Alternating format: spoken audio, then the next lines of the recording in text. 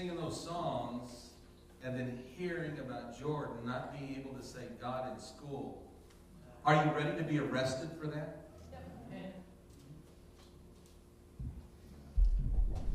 I want you to think, are you ready to be arrested and go to prison, be cited, fined, because you're being a witness for Jesus? Our children aren't allowed to speak about Jesus in school, but our teachers are allowed to teach about homosexuality. Yes, that's right.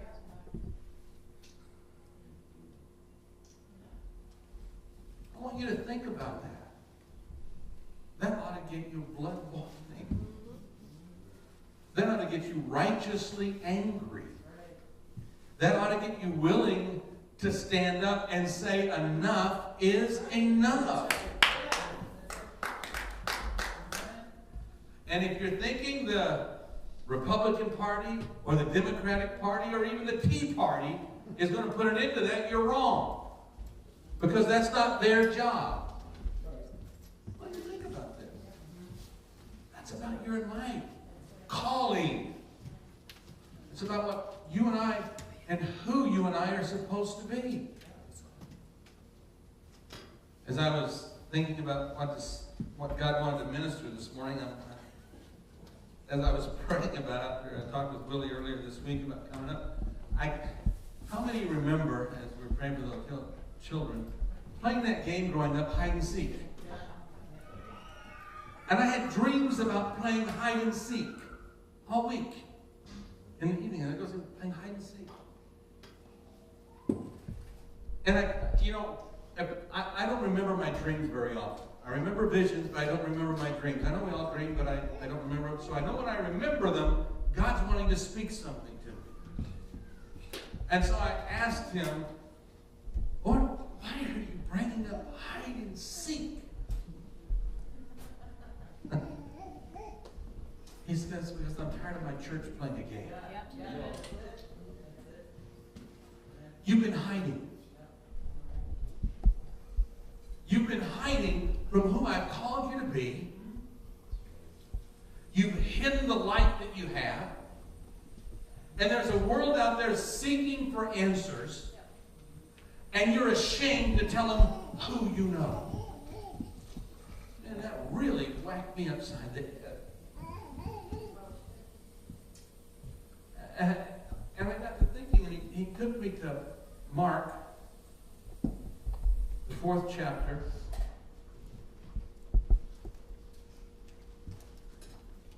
And he said, I got to speak to you in dreams like parables that I spoke to my disciples. Because if I just come and tell you, Joe, you're hiding instead of being who I've called you to be, you wouldn't quite understand it. So I had to take you back to hide and seek. You know, you're always so proud when you find that perfect hiding place where they couldn't find you. Until nobody looked for you anymore. And then you start making little noises or see if they can find you. Well, that's like the church. We found the perfect hiding place. And nobody knows we're here. Because we're not supposed to be hiding. We're supposed to be bold and courageous. But instead, we've allowed, and Sandy was speaking to this earlier, fear to overtake us. Yes. And we're afraid of what others will say about what we say, about who we are and whose we are and what he can do. We've become fearful. And so we play hide and seek every Sunday. We all come together and we share about the goodness of God and what he's done. But then we go into the workplace and we believe the lie that we have to be quiet. We don't have to be quiet. There is not a law that says we can't speak about Jesus, that we can't talk about Jesus. And yet we've come to believe that there is a law that says you can't do that. And so what has happened is we become discouraged. Now I want you to see what I've made the emphasis on. Discouraged. Because the opposite of fear is courage. And so if we want to be courageous and do exploits for the Lord, we've got to get over the fear of what others are going to say about us, what they're going to think about us. And it speaks here in Mark, Jesus is speaking a parable. Now listen, not to the multitude here.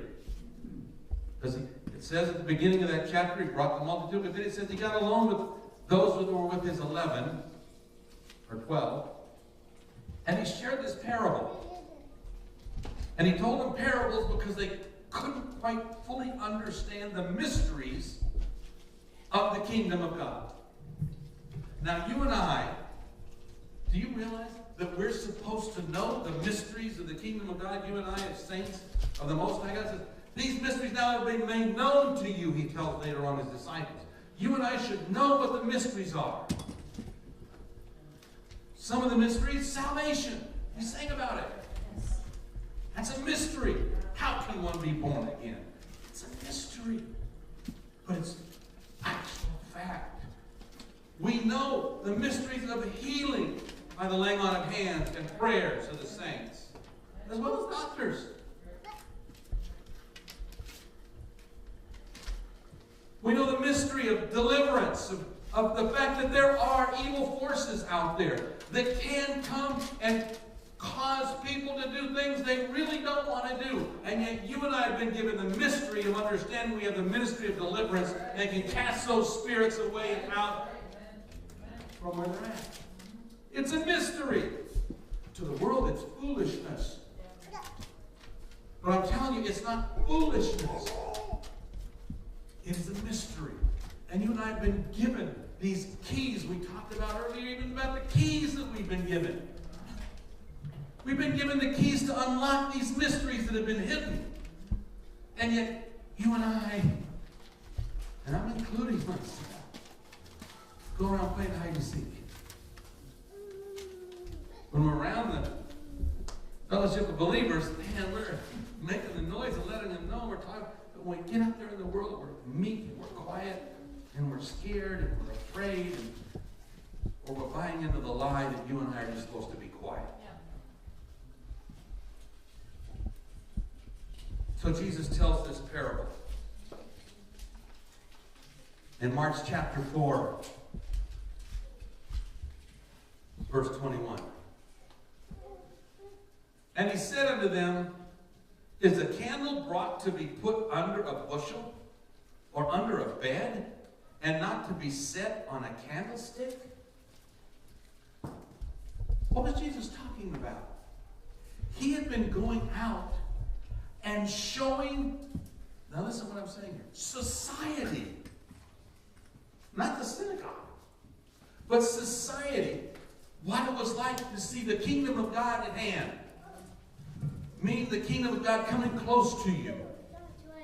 And you know, every place you go, every time you wake up in the morning and leave your house and go out into the workplace or into the marketplace or into the school or wherever it is, the kingdom of God is going with you. And when you enter into that room, it should shift and change to reflect the kingdom rather than the world. So guess what? It will cause a commotion. But you know, Jesus wasn't out there screaming and hollering at the world for their sin.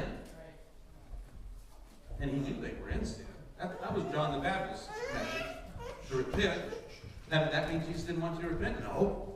But what he was showing you was the results of, the product of God's kingdom coming in your life brings salvation, brings healing, brings deliverance, prosperity, all of the things that the world is seeking. He was trying to show that in me, that's Jesus speaking, not me, but in him were all those things.